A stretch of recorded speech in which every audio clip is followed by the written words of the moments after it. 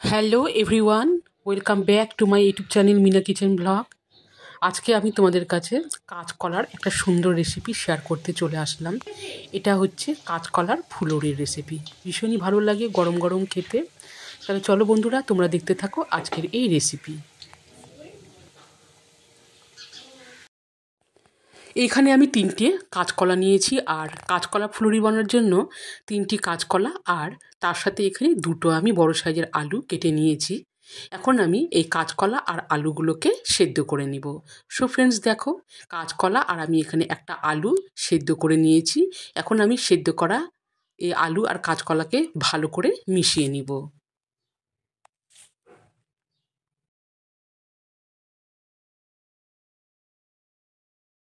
কাঁচকলা আর আলু মেখে নেওয়ার পর গাইস, এখানে দেখো, এখানে আছে মুগ ডাল। এই মুগ ডাল আমি আগে থেকে 3 ঘন্টা ভিজিয়ে রেখেছিলাম। এখন আমি এই মুগ ডালটাকেও পেস্ট করে নিলাম। সো ফ্রেন্ডস, দেখো, এবারে আমি এই পেস্ট করা মুগ ডাল দিয়ে দিলাম। এরপরে এখানে দিয়ে দিচ্ছি স্বাদ অনুযায়ী লবণ, দিয়ে দিচ্ছি হলুদ, এখানে আছে আদা আর কাঁচা লঙ্কা বাটা 1 চামচ, তার সাথে দিয়ে দিচ্ছি গরম মশলার গুঁড়ো। সমস্ত উপকরণ এইবারে আমি হাত দিয়ে ভালো করে মেখে নিব।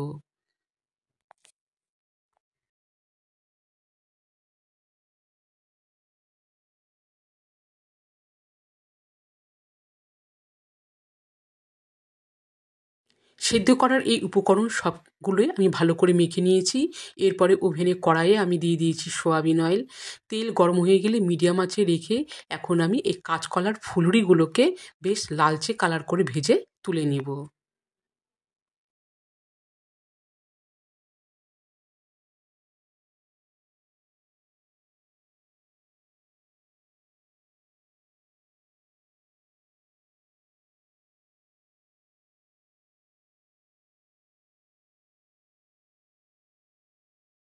তো দেখো বন্ধুরা, এই ফুলুরিগুলো ভাজা হয়ে গেছে।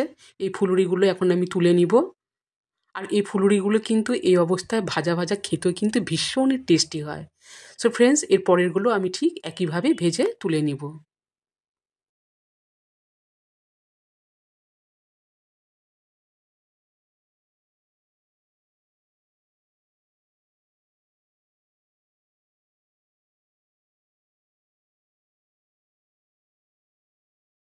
সমস্ত ফুলুরিগুলো আমি ভেজে তুলে নিলাম।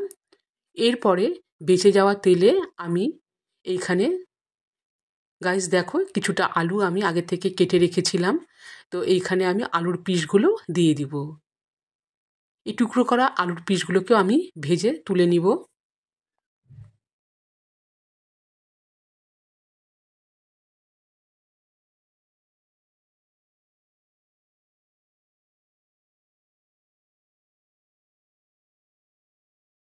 আলু ভাজা হয়ে গেলে আমি কিছুটা তেল কমিয়ে দিয়ে এখানে একটা তেজপাতা, 2টো শুকনো লঙ্কা, গোটা গরম মশলা, আর দিয়ে দিব গোটা জিরে।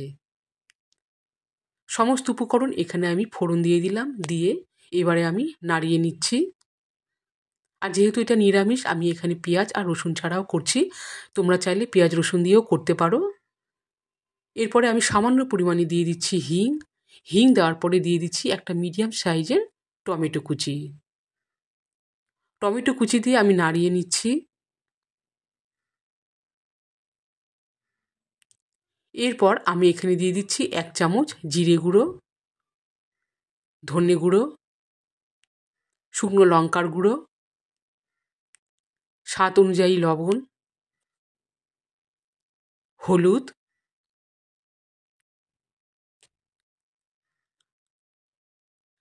সমস্ত উপকরণ দিয়ে মিডিয়াম আঁচে রেখে আমি কিছুক্ষণের জন্য নাড়িয়ে নিচ্ছি।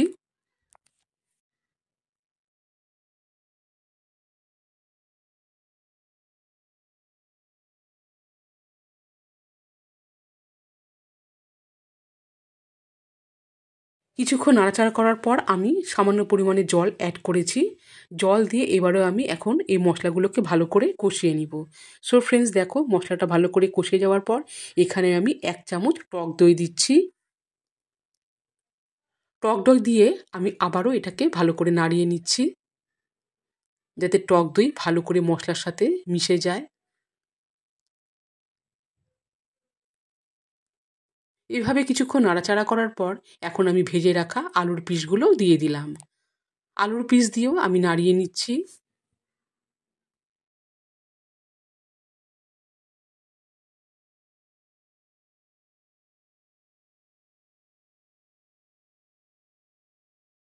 আলুর পিস দিয়ে ভালো করে নাড়াচাড়া করার পর এরপরে আমি পরিমাণ অনুযায়ী জল অ্যাড করলাম। জল দিয়ে এবারে হাই হিটে রেখে আমি এটাকে ফুটিয়ে নিব।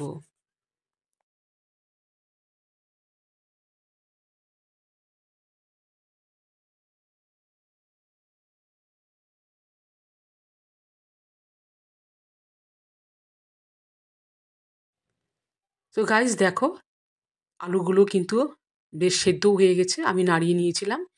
আর এখন আমি এই কাঁচকলার ফুলুরিগুলো দিয়ে দিব।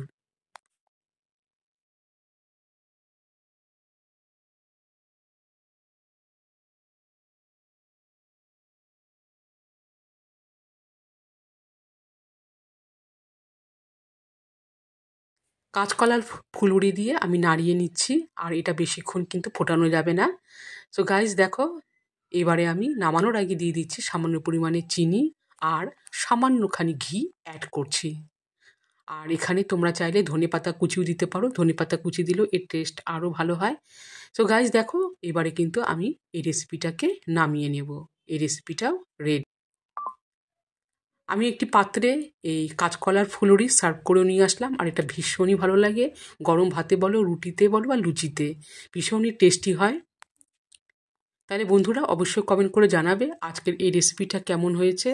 আর প্লিজ তোমরা সবাই পাশে থেকো। আর যারা এখনও আমার চ্যানেলটিকে সাবস্ক্রাইব করোনি সাবস্ক্রাইব করে দিয়ে পাশে থেকো। আর বেশি বেশি করে শেয়ার করে দিও আমার এই চ্যানেলটিকে। সবাই ভালো থাকো, সুস্থ থেকো। দেখা হচ্ছে আরও এক কোনো রেসিপির সাথে।